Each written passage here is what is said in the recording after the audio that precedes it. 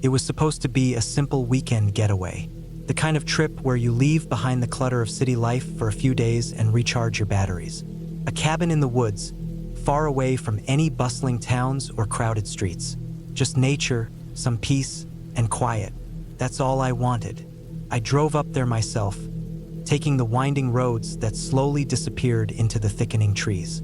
The cabin was small, tucked away at the edge of a forest with just enough room for a bed, a small kitchen, and a fireplace.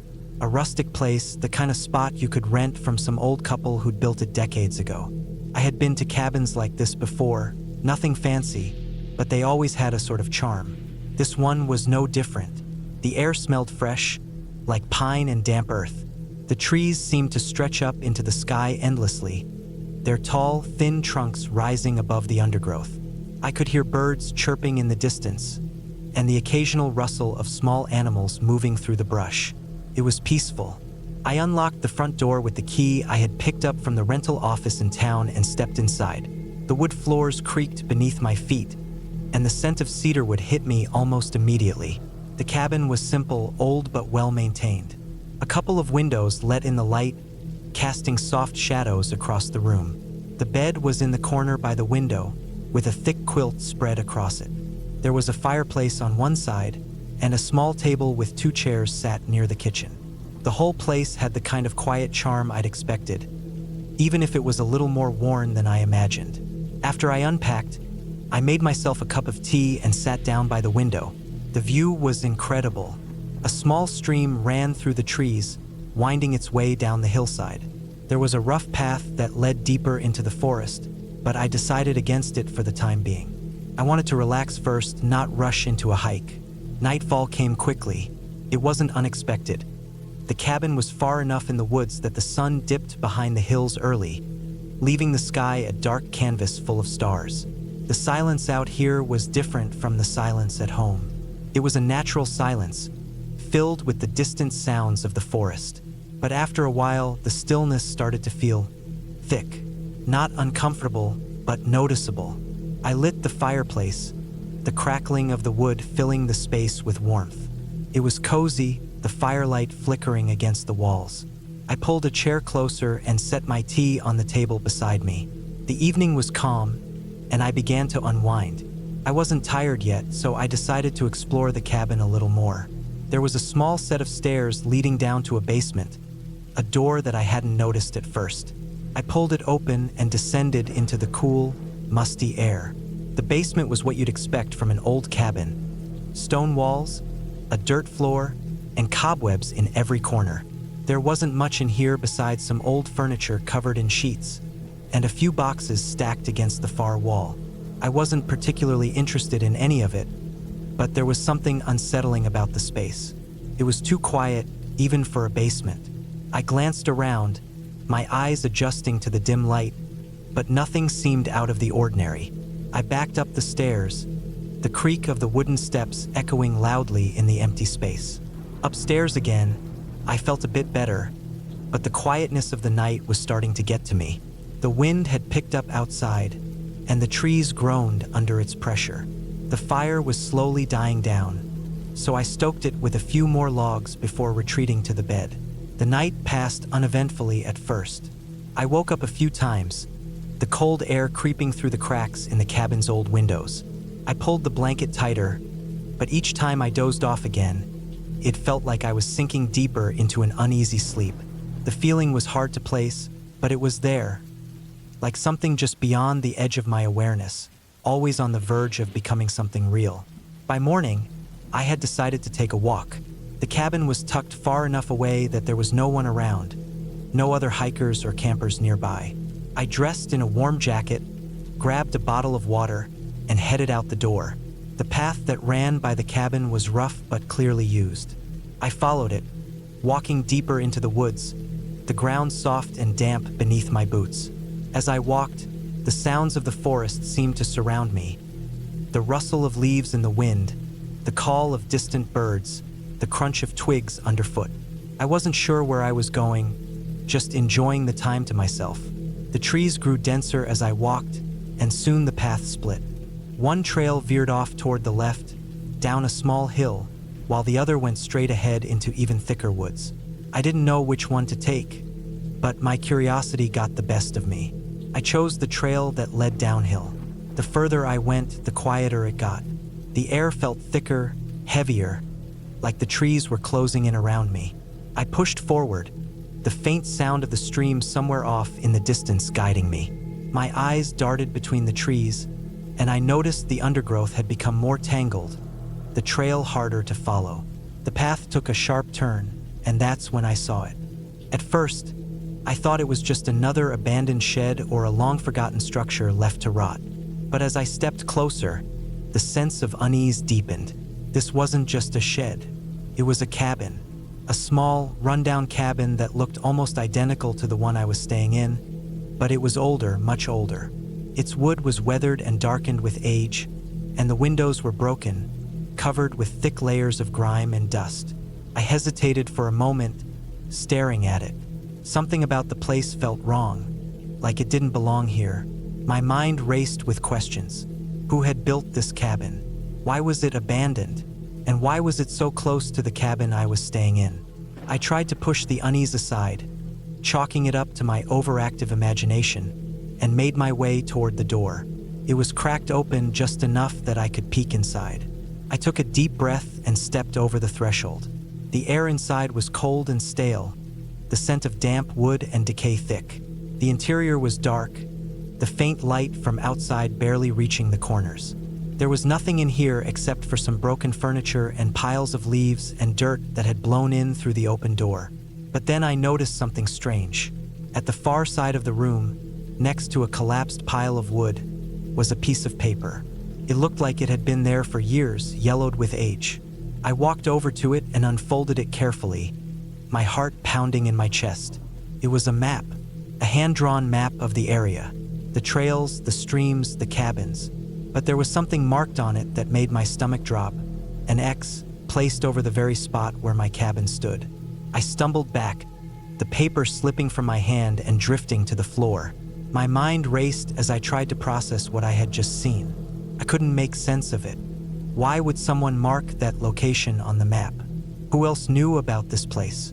Suddenly, I heard something behind me, a sound that was too close to ignore. I froze, my blood running cold. It wasn't the wind or the trees. It was something else. The sound of footsteps. But there was no one else out here. Not a soul for miles. I turned quickly, my heart hammering in my chest. But there was nothing. No one in sight. I didn't wait any longer. My instincts took over, and I sprinted back up the path, past the cabin and toward the cabin where I was staying. Each step felt heavier than the last, the feeling of being watched growing stronger with every passing second.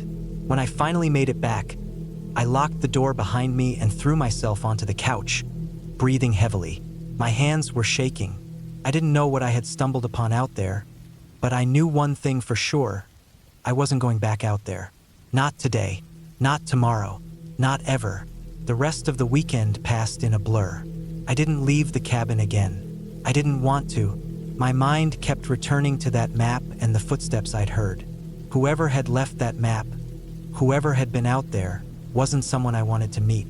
By the time I packed up and left, I was glad to see the cabin disappear behind me. I wasn't sure if I had imagined it all, but something about that place wasn't right. It was like it had a history, a story that had been forgotten but not erased. A story that maybe, just maybe, I wasn't meant to uncover. As I drove down the winding road, the woods closing in on either side, I couldn't shake the feeling that I wasn't the first to have stayed in that cabin, and I wouldn't be the last.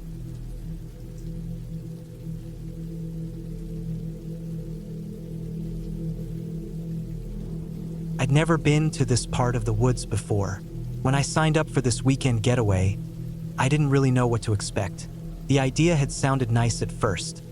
A little solitude, a break from the noise of the city, a couple of days away from the usual stresses of life. The cabin was tucked far enough into the woods that I didn't even get a strong phone signal, and honestly, that was one of the reasons I chose it. No distractions, just me, nature, and whatever thoughts came to mind. At least that's what I thought. It wasn't much of a cabin when you looked at it from the outside. Just a simple two-story structure with a small porch, the paint peeling in places, a little overgrown around the edges. It didn't look abandoned, but it definitely had that lived in for a long time feel. As soon as I walked inside, I felt the musty, damp air hit me. The smell of wood and dust, mingling with the scent of something faintly sour. Maybe mold? I couldn't tell, but it was all part of the charm. Cabin in the woods, right? The interior was exactly what you'd expect. Wood paneling on the walls, a stone fireplace in the center of the living room, mismatched furniture. The place had clearly been taken care of, but it had been years since it was last updated. A little outdated, but nothing that would make me feel uncomfortable. I set my stuff down in the living room, unpacked my bag, and took a deep breath. I had a few things to do that evening. The weather had started turning by the time I arrived, so I figured I'd get comfortable, start a fire, and maybe cook something simple. I spent the next couple of hours doing just that. The fire crackled, the wind howled outside, and the cabin settled around me.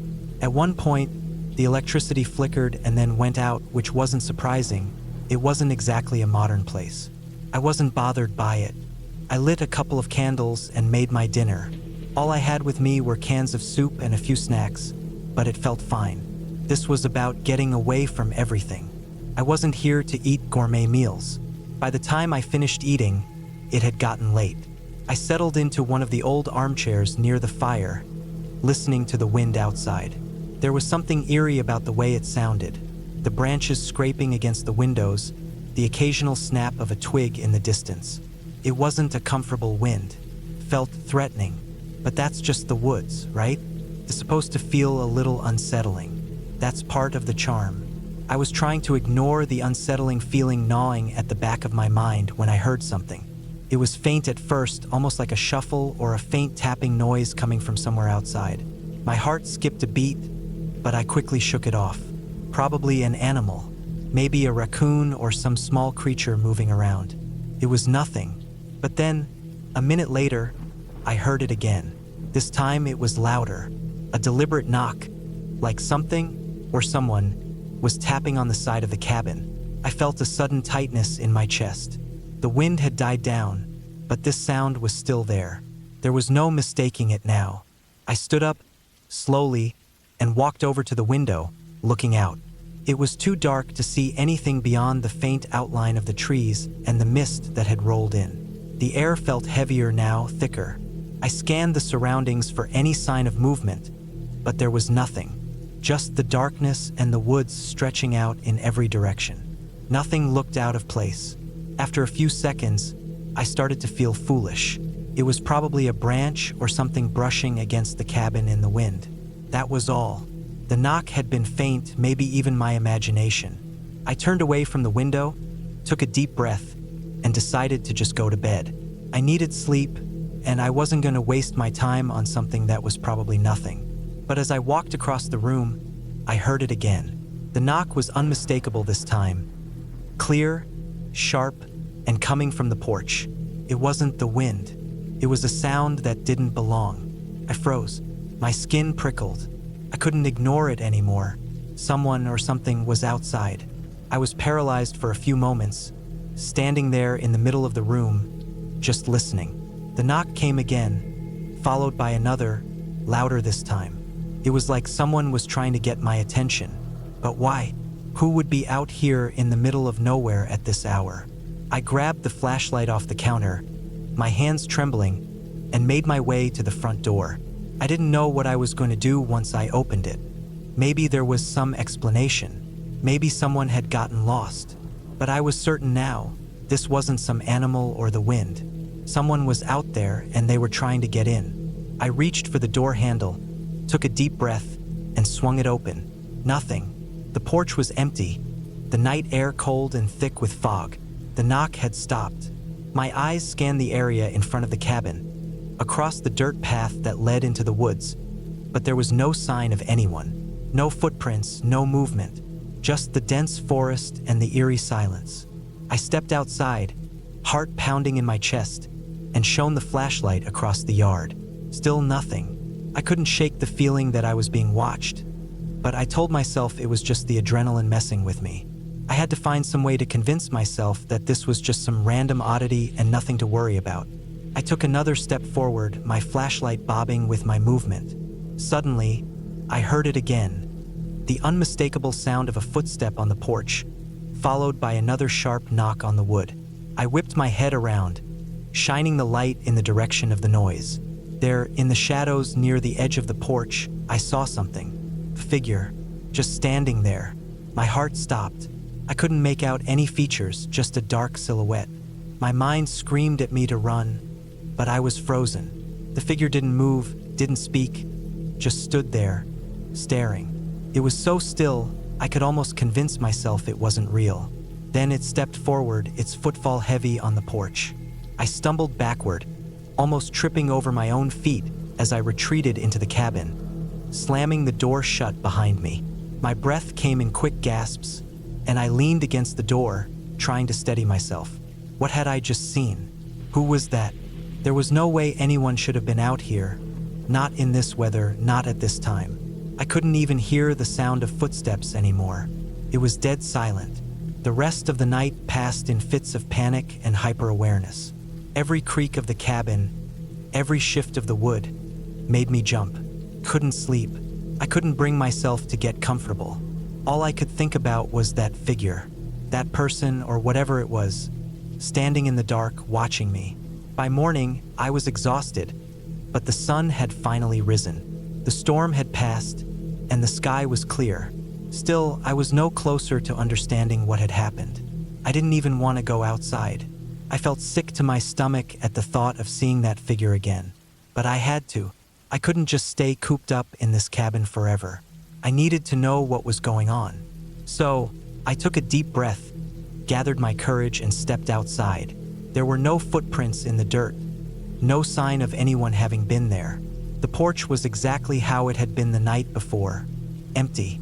I circled the cabin, checking every corner, but found nothing. The place was still quiet, peaceful, just like it should have been.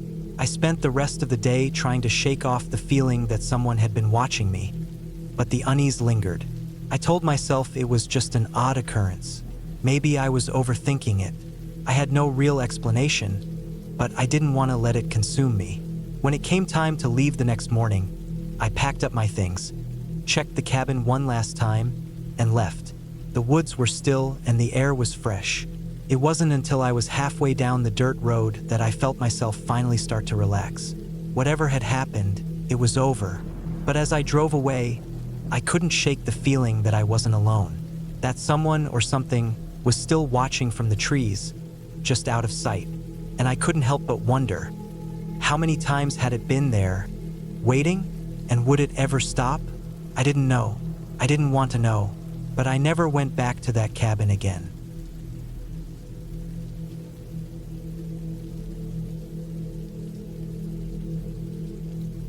The cabin was isolated, hidden deep in the woods, far from any road or sign of civilization.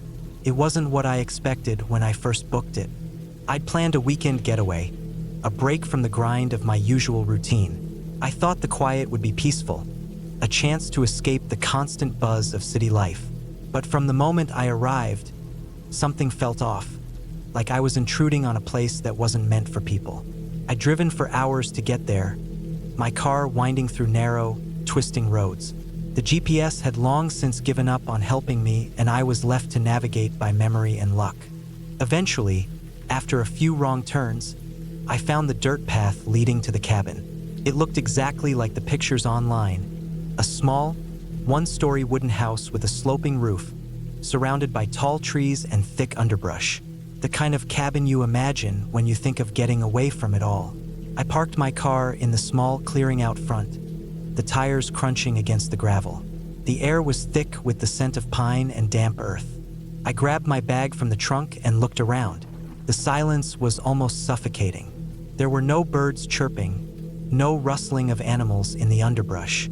It was like the forest was holding its breath. I walked up to the porch, the old wooden steps creaking under my weight. The door was unlocked, and it swung open with a quiet groan. Inside, the cabin was dimly lit by the fading daylight streaming through the windows. A single fireplace stood at one end of the room, a few scattered pieces of firewood stacked neatly nearby. There was a small kitchen area with basic appliances, a table in the corner, and a couch that looked like it hadn't been sat on in years. The air inside was stale, like it hadn't been disturbed in a long time. A thin layer of dust coated everything, from the countertops to the chairs. I dropped my bag on the table and took in my surroundings, trying to shake off the sense of unease that had settled over me since I arrived. It wasn't that there was anything overtly wrong. The cabin was rustic but charming. It had character. The walls were lined with wood paneling. The floor was a rich, dark oak. But something about it didn't sit right. It was too quiet, too still. I couldn't shake the feeling that I wasn't alone, that someone or something was watching. I pushed the thought away and decided to unpack. There was no use in overthinking it. I come here to relax, to enjoy some time away from the usual noise and stress. I opened the windows to let in some fresh air, but the breeze was faint, barely moving the leaves outside. It wasn't enough to make the cabin feel any less oppressive. As I settled into the living room, I noticed a stack of books on the coffee table. Most of them were old, their pages yellowed and worn. One in particular caught my eye, a thick, leather-bound journal, its cover cracked and faded with age. Couldn't resist. I picked it up and opened it to the first page. The handwriting was strange, neat but uneven, as if the writer had been in a hurry. The first few pages were filled with mundane details, notes about the weather, descriptions of the forest, and lists of tasks to be done around the cabin. But then it changed. The tone shifted, becoming more erratic, the handwriting harder to read, like the writer had become increasingly frantic. Strange sounds at night, one entry read. No one else around, but I hear footsteps, dragging, like someone's pacing outside the window. I won't go outside. It's not safe. They're watching. I frowned, turning the pages. The entries became darker, more paranoid. Mentions of strange shapes moving in the woods. The sounds of tapping on the windows, sometimes loud enough to shake the glass. And then the final entry. I think they're coming for me. I closed the journal, my fingers trembling slightly. The hairs on the back of my neck stood up. I couldn't explain why, but the journal left me with a feeling of dread, like a shadow had settled over the cabin. I didn't want to think about it too much, so I set the book aside and decided to make dinner instead. A little food, a hot meal, maybe that would help me feel better. But as I began to prepare the stove, a strange sound came from outside, just beyond the trees. It was faint, but unmistakable, the sound of something heavy dragging across the ground. At first, I thought it was an animal, maybe a bear or a deer, but then it stopped. A long pause, followed by a sharp scraping noise, like metal on stone. My heart skipped a beat. I tried to convince myself it was just a branch or some debris, but the noise came again, closer this time. I quickly turned off the stove, the pan clattering loudly against the counter. The cabin seemed to close in around me. My pulse quickened. I wasn't sure why, but I felt compelled to look outside, to see if anything was there. I walked over to the window and peered out into the darkening woods. For a moment, I saw nothing but shadows, the trees swaying gently in the breeze. Then I caught movement. Something or someone was standing just beyond the tree-line, barely visible in the fading light. I could only make out the outline of a figure, tall and thin, its shape blending in with the darkness of the woods. My breath caught in my throat, and I instinctively stepped back from the window. The figure didn't move, not at first. It just stood there, watching. And then, as if it sensed my gaze, it stepped backward into the forest, disappearing into the trees without a sound. I felt a chill wash over me. I didn't know what to think. Was it a person, a hunter, or something else entirely? I wasn't sure, but the feeling of being watched didn't go away. I couldn't shake the sense that I wasn't alone. I went to the door and locked it, even though it felt ridiculous. The thought of going to bed, of trying to sleep in a place that suddenly felt so unsafe, was impossible. I moved to the fireplace and started to build a fire. The crackling of the flames was soothing, but the unease didn't fade.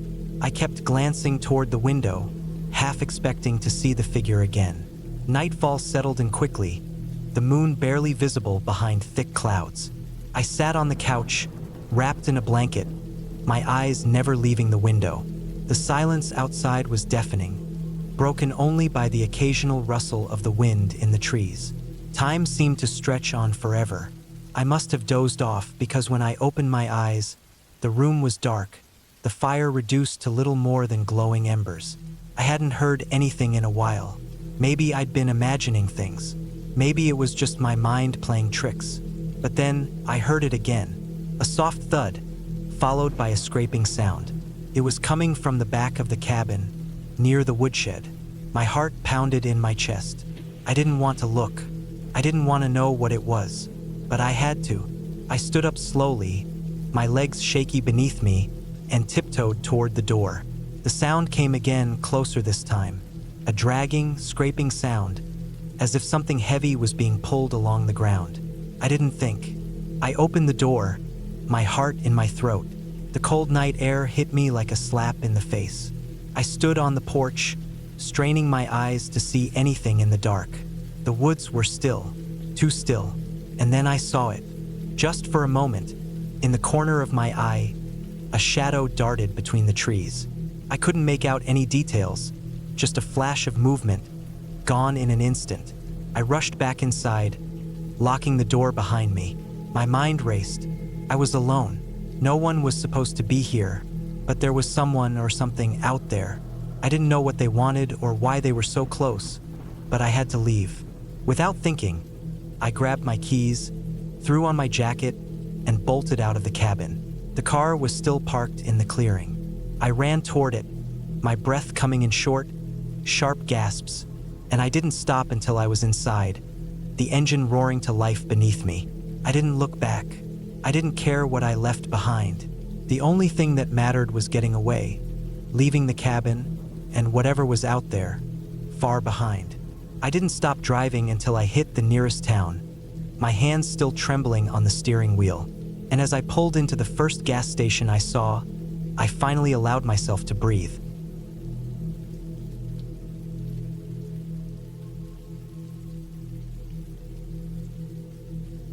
It's hard to describe the feeling of walking into a cabin in the middle of nowhere, with no one around for miles. The kind of place that's almost too isolated to be real. It was supposed to be a retreat, a place to get away from the noise of the world, a quiet space to breathe and think. I didn't know then how much solitude I'd truly get. The first day was everything I expected it to be: peaceful, calm, and serene. I arrived in the late afternoon, just as the sun was starting to dip below the horizon. The cabin was tucked into the woods, surrounded by tall, thin trees that looked almost too perfect, their trunks straight and white against the fading light. The air was thick with the scent of pine, and the only sound was the gentle rustling of leaves in the wind. It wasn't the kind of place that made you feel uneasy, at least not at first. The cabin itself wasn't anything luxurious. It had a simple charm to it, with wooden walls and a stone chimney that looked like it had been there for ages. The windows were large, letting in a flood of natural light, and the furniture was basic but comfortable. There was a fireplace in the corner, which was perfect for the cool nights ahead, and a small kitchen with everything I needed to make a simple meal. Nothing extravagant, just enough. I settled in quickly, unpacking my things and exploring the small space. There was a single bedroom with a large bed that looked inviting after the long drive, and a small bathroom tucked off to the side. The living room had a couple of armchairs and a couch facing the fireplace. I couldn't help but admire how peaceful it all was. It wasn't anything fancy, but it was exactly what I needed, a place to disconnect. The first night, I sat by the fire and read for a bit before heading to bed. There was something about the stillness of the night that felt almost like a weight pressing down on me, but I shook it off.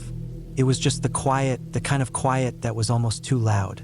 I turned off the light and crawled under the thick covers, the crackling of the fire still audible from the other room. Sleep came easily at first, but then the dreams started. They were vague, shapeless things, like the remnants of a memory I couldn't quite place.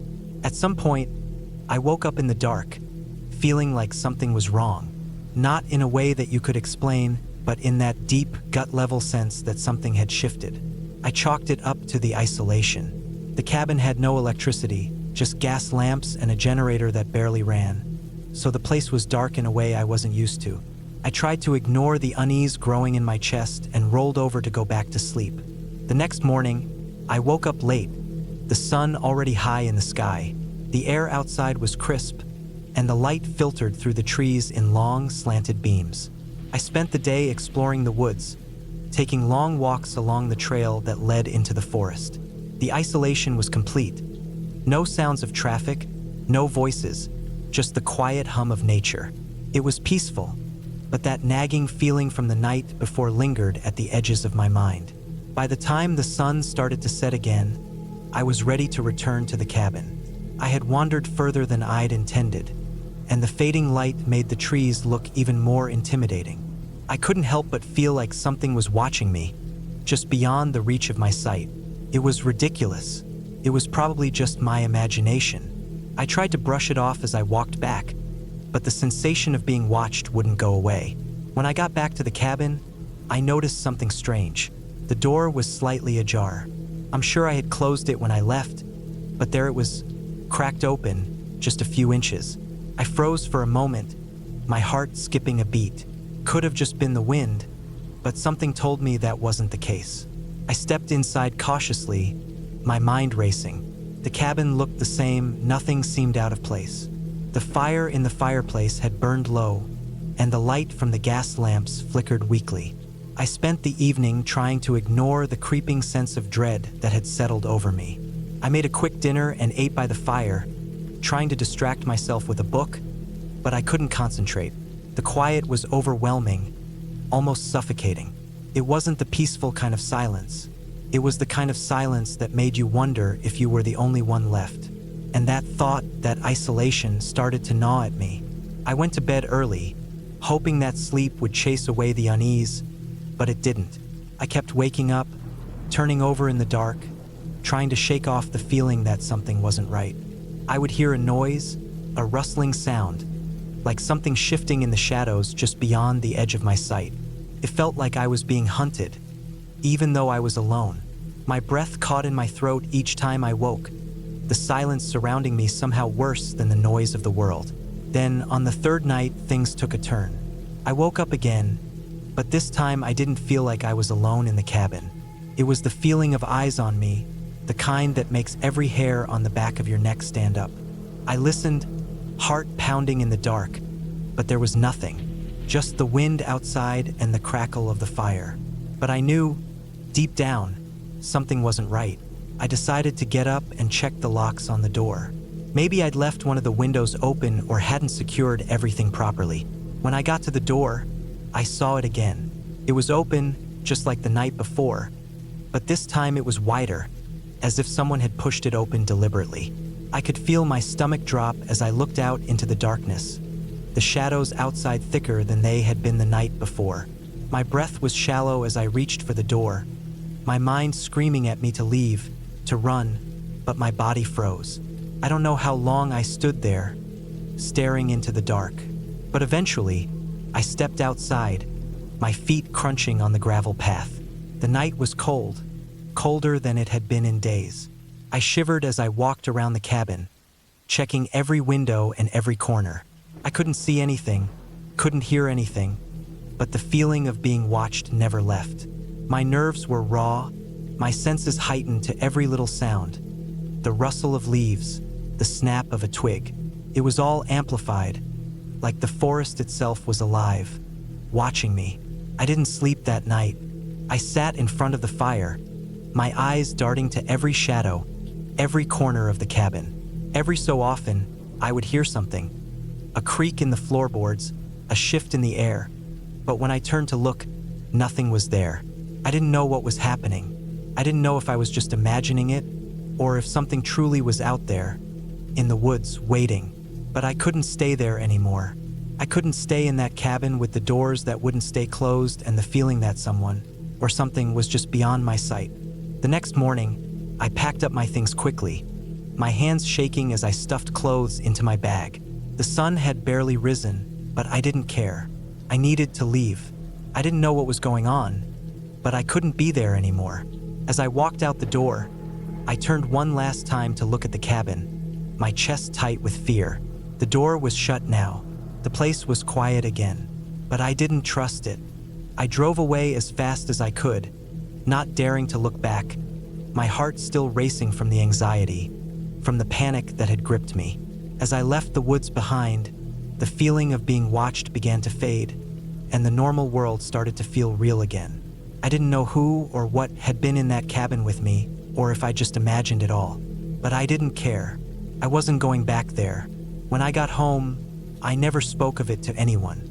It didn't seem real enough to tell. But I knew, deep down, that whatever had been in that cabin, whatever had been watching me, would never leave me. It wasn't something that could just be explained away. It was the feeling that something had followed me out of those woods, something that wouldn't let me forget what had happened. But I was safe. The cabin was behind me. That was all that mattered now.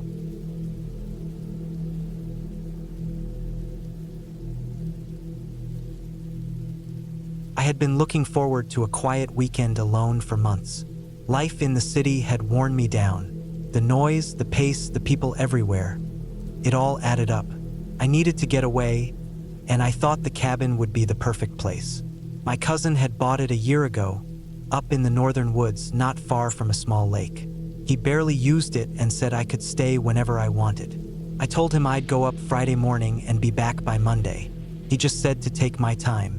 The drive was long, about 4 hours out of the city, and then another 45 minutes down a series of narrow, twisting roads that turned into gravel paths. I didn't mind the drive, though. I liked being alone. I had my thermos of coffee, a few old rock CDs in the player, and the windows down with the cool wind blowing in. There wasn't much traffic once I got off the highway. Most people didn't come out this way. It felt like the edge of something, like the real world ended around there, and what was left was just trees and silence. By the time I got to the cabin, the sun was almost straight overhead. It wasn't a fancy place, just a simple one-bedroom structure made of old wood, with a porch and a small shed out back. The roof looked solid, and the windows were intact. There was no Wi-Fi or cell service, but that was part of the appeal. I brought books, a deck of cards, some food, and enough firewood to last through the weekend if I needed it. I also brought my pistol, not because I was scared, but just in case. Out there, you didn't want to be caught off guard. Animals, accidents, whatever. It was just smart to be prepared. The first few hours were perfect. I unpacked, set up my sleeping bag on the bed, checked the cabinets and drawers, and walked the edge of the lake. The water was still and dark, and the trees leaned over it like they were guarding it. No boats, no people, not even any birds. Just silence and that heavy smell of moss and pine. That night, I made a fire in the little pit out back and cooked some canned stew on a portable stove. I sat in an old folding chair and stared at the flames until the sky turned black. I wasn't used to that kind of darkness anymore. No streetlights, no cars, no glow from the city skyline. Just the fire, the stars, and the sound of the wind moving through the branches. It was around midnight when I first felt something strange. I had gone inside and was sitting on the bed reading with a headlamp on when I heard a soft noise outside. It wasn't loud, just a dry, snapping sound, like a branch breaking under weight.